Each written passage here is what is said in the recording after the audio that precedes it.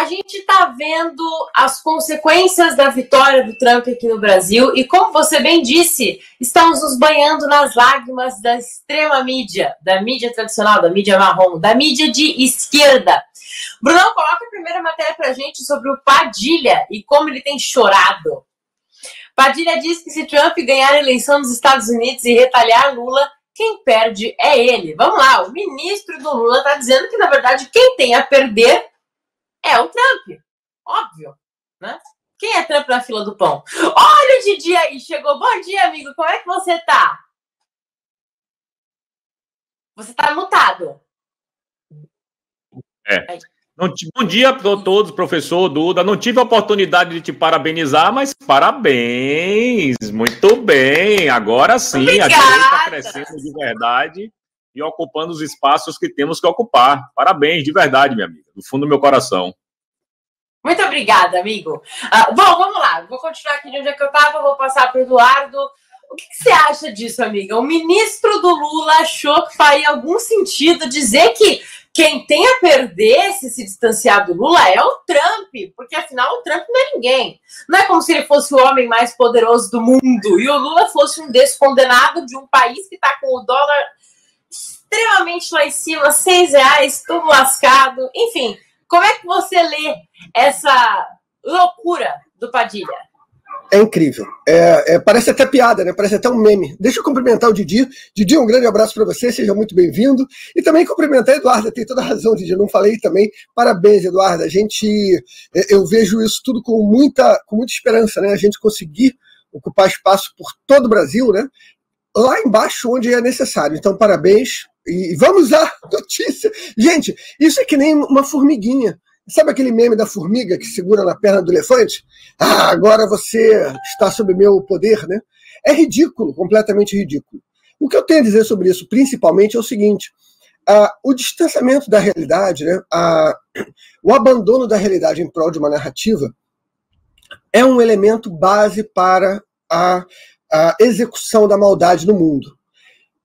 O sujeito, quando ele é mau, né, quando ele é malicioso, ele não acorda de manhã e ele diz assim, hoje eu vou fazer todo tipo de maldades porque é assim que eu sou, né? Não existe aquela coisa do meu malvado favorito, que o cara tem uma casa de vilão e uma associação de vilões, né? Não. O caminho da maldade, ele começa com o abandono da verdade.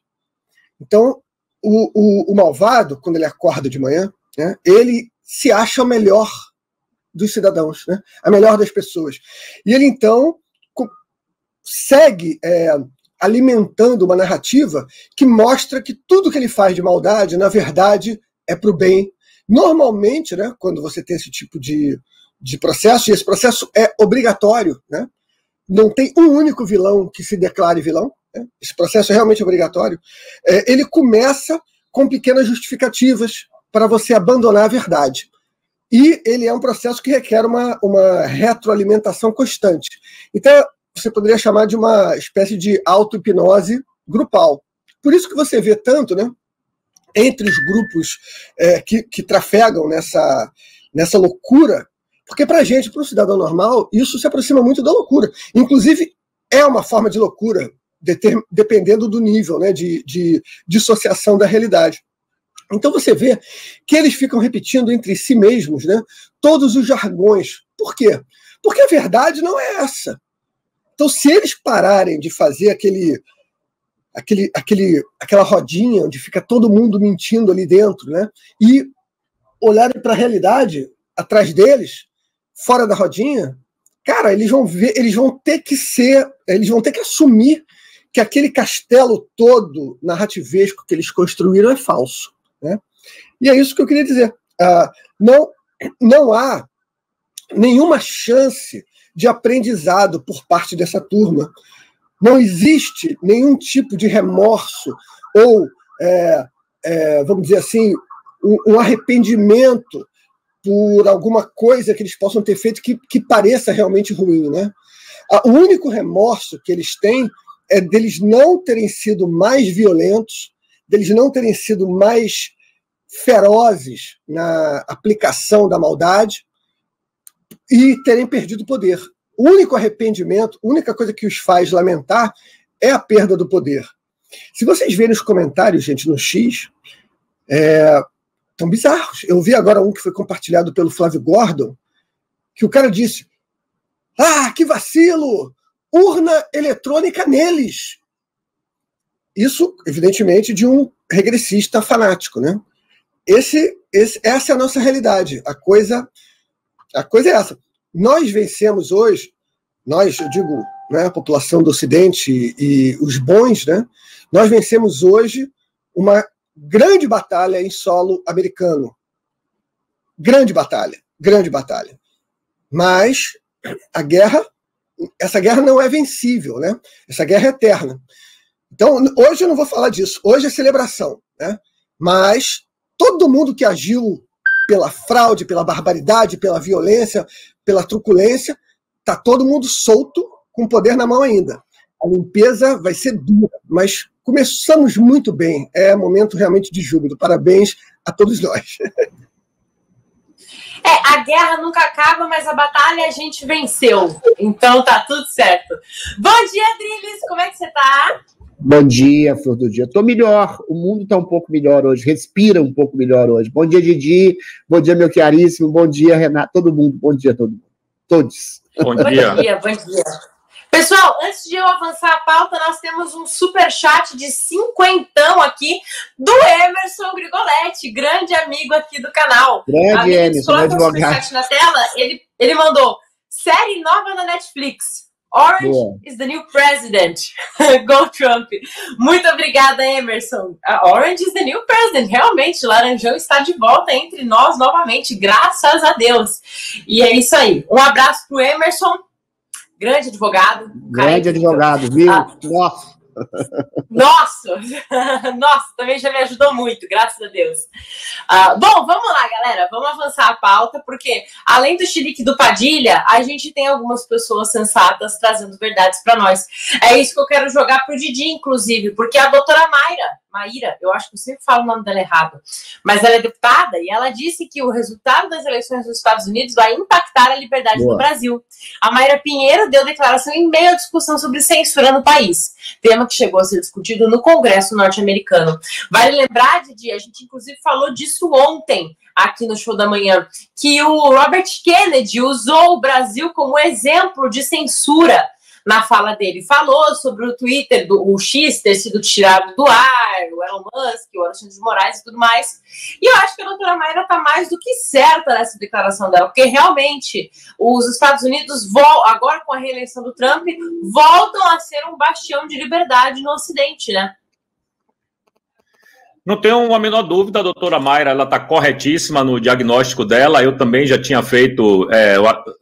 ido nesse mesmo caminho, nessa mesma linha, de que a ascensão de Donald Trump ao cargo de presidente da República vai facilitar, sim, com que essa ditadura brasileira ela comece pelo menos, a diminuir um pouco, né? Não sei se ela vai terminar, é muito cedo para a gente dizer ter esse tipo de diagnóstico, mas com certeza alguma coisa vai sobrar para o Brasil. Bom, é óbvio, todo mundo sabe, o que eu vou dizer aqui é uma obviedade ululante. Tudo que acontece nos Estados Unidos acontece no Brasil com um pouco mais de atraso, né, com um delay, mas acontece. O Trump já disse que vai dar uma espécie de perdão, né, uma espécie de anistia para todos os presos do dia 6 de janeiro, se não me engano, lá no Capitólio, nunca me lembro a data direito, mas as pessoas que foram presas injustamente lá nos Estados Unidos por aquela loucura que aconteceu no Capitólio. O Trump já disse que vai dar uma anistia para eles, e a gente sabe que tudo que acontece lá, acontece cá. Em relação à nossa liberdade de expressão, eu acredito piamente que foi uma bênção para os patriotas brasileiros, para as pessoas que gostam da democracia de fato, em todo o planeta, a eleição dele. Especialmente aqui para a gente, onde a gente está vendo hoje a supressão de liberdade de expressão, onde a gente está vendo hoje jornalistas como eu tendo que sair do Brasil, Alan dos Santos, Oswaldo Eustáquio, agora foi o Lacombe, o Max, está lá também do Terça Livre. Então, tem uma galera saindo do Brasil e tem que ser questionado por quê, né? Que as pessoas estão deixando o país. Algumas com medo de ser preso e outras com... Na verdade, todo mundo com medo de ser preso, né? Algumas com mandado de prisão e outras com um futuro mandado de prisão, quem vai saber. Assim, eu acho que para nós aqui foi uma dádiva essa eleição. Acredito que as coisas vão começar a entrar no eixo a partir do momento em que o próprio presidente assuma o mandato no dia 20 de janeiro, e aí sim, porque agora o que a gente tem é a expectativa de poder, né? Que é uma coisa muito importante. Quando você sabe que aquela pessoa vai ser poderosa, o poder já está com ela. Na verdade, ele não precisa ter a caneta para já emanar o poder. Ele só não pode tomar as decisões e as ordens ainda. Mas está pertinho, no dia 20, ele já vai poder fazer isso. Não podemos nos esquecer que os deputados federais dos Estados Unidos que estão criando essas leis contra o Brasil foram todos reeleitos com esmagadora quantidade de votos. Isso é importante frisar. O Trump vai ter a maioria no Congresso, se Deus quiser, já tem no Senado. Terá no Congresso, sim, se é que não já teve hoje de manhã.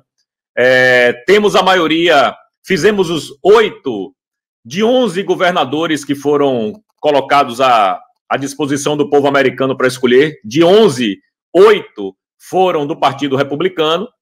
Temos a maioria na Suprema Corte. Então, cara, está tudo encaminhado para que o mundo realmente volte a, pelo menos, respirar um pouco mais de liberdade. Porque eu acho que esse vai ser o mote da campanha do Donald Trump, além, evidentemente, do fechamento de fronteira, retirar os imigrantes ilegais, os apoiadores do Hamas, essa coisa toda, e o foco na economia também. Eu acho que vai ser muito bom para o Brasil a eleição do Trump. Acho não, tenho certeza absoluta. E eu quero ver 2026 Bolsonaro sentado naquela cadeira, cara. É isso que a gente quer ver, entendeu? 2026, Bonoro lá, se Deus quiser, e ele há de querer. É justamente isso que eu quero passar para o Adriles, Didi, porque a gente viu que o que aconteceu nos Estados Unidos foi semelhante ao que aconteceu aqui no Brasil, né? Você teve 4 anos de governo Trump, depois de uma eleição, vamos dizer, conturbada, o Trump foi tirado de lá, colocaram uma pessoa de extrema esquerda no seu lugar, houve uma revolta popular, muita gente foi presa também no dia 6 de janeiro lá no Capitólio, e agora, depois de 4 anos, o Donald Trump retorna, depois de ter sido implacavelmente perseguido de todas as formas possíveis, de ter sido censurado, de ter sido vítima de muito ativismo e etc.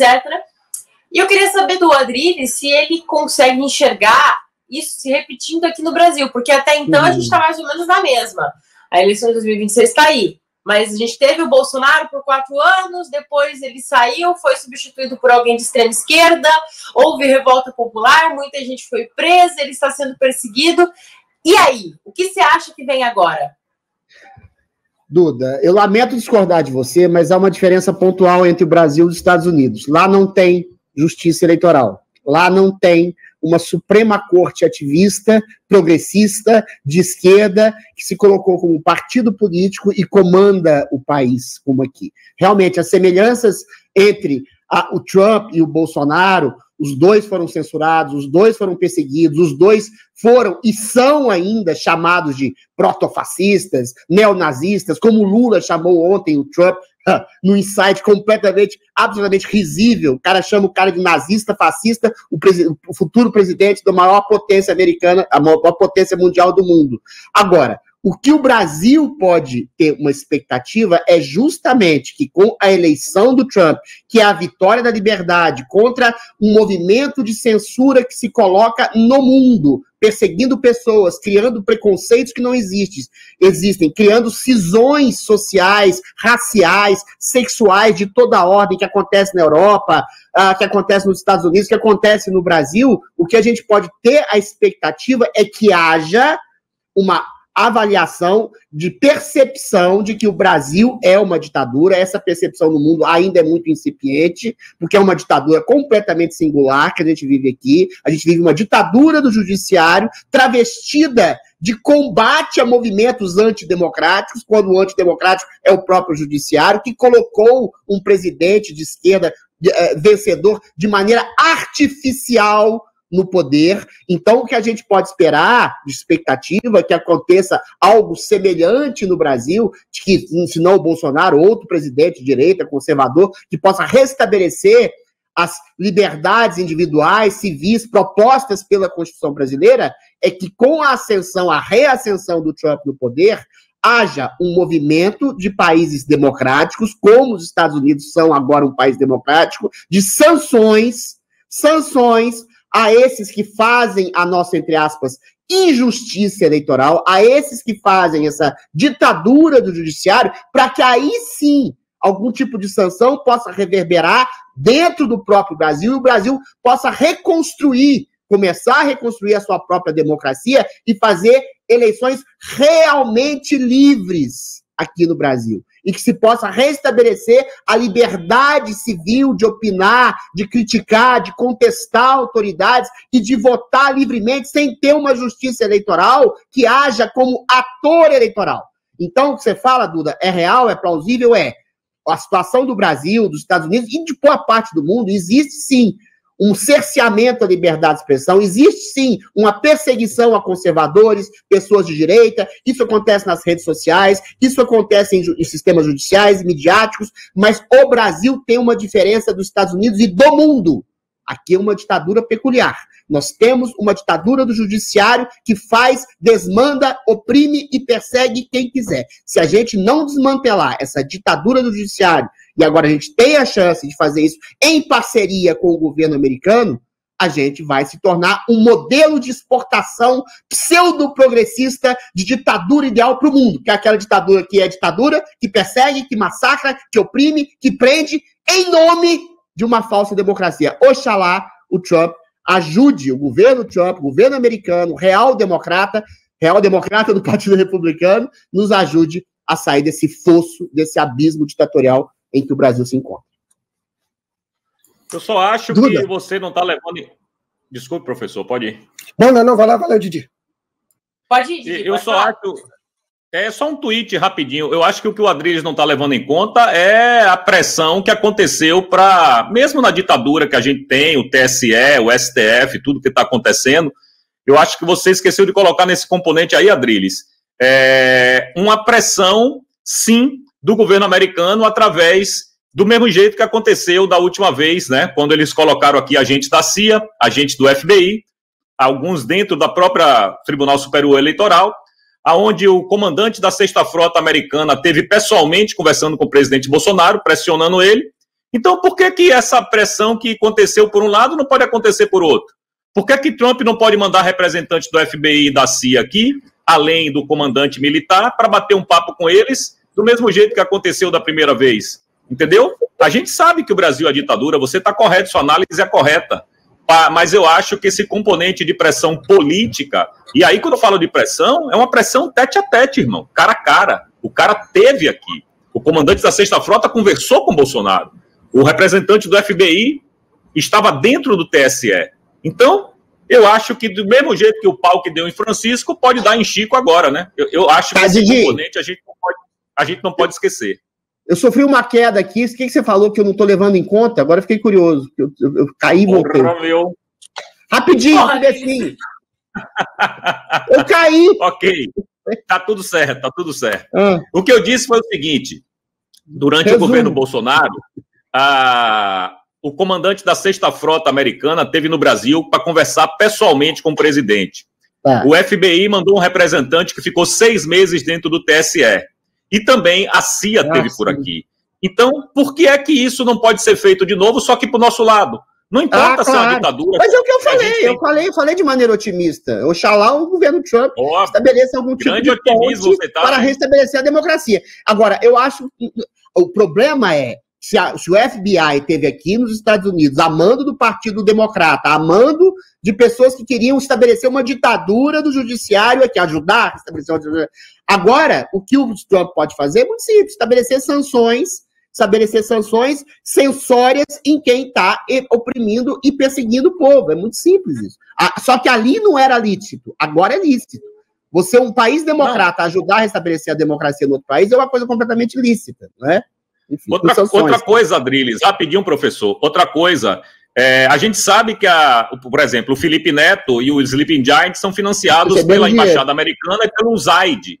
Então, se cortar esse financiamento também, já é meio caminho andado, cara. Eles não tendo dinheiro para fomentar a ditadura, já é meio caminho andado.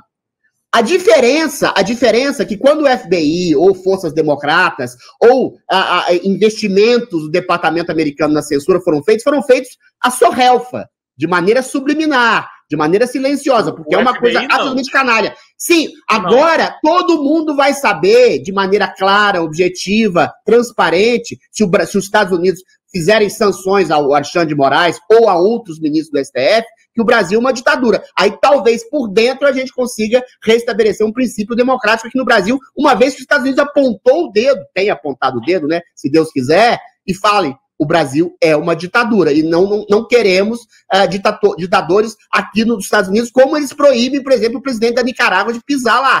É essa a questão. É isso aí. Professor Eduardo, você quer falar alguma coisa? Eu só queria ler, cara, eu estou me divertindo aqui, vendo como a esquerda está entregando as suas entranhas aqui no X, cara. Eu queria ler um tweet aqui, porque ele tem tudo a ver com o que o Adriles acabou de falar. É de uma tal de Carolina Botelho, ela é cientista política da UERJ, da USP, essa coisa toda, né? Cheia de coisinhas aqui. Ela diz o seguinte: aí você entende o motivo de se ter um TSE, para delinquente não conseguir concorrer e ser eleito. Esse é o tamanho da nossa encrenca. Nessas horas eles reconhecem que a gente está certo, né? Obrigada, minha amiga cientista política da UERJ, por provar que a gente tem razão. Muito obrigada por mostrar que a gente está certo. Essa jabuticaba azeda brasileira é o que nos torna diferentes dos Estados Unidos com uma história tão similar, né? Lá eles não têm justiça eleitoral. Eles têm justiça.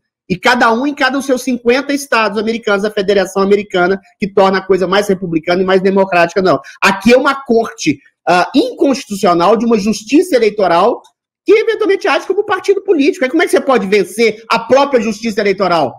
É impossível.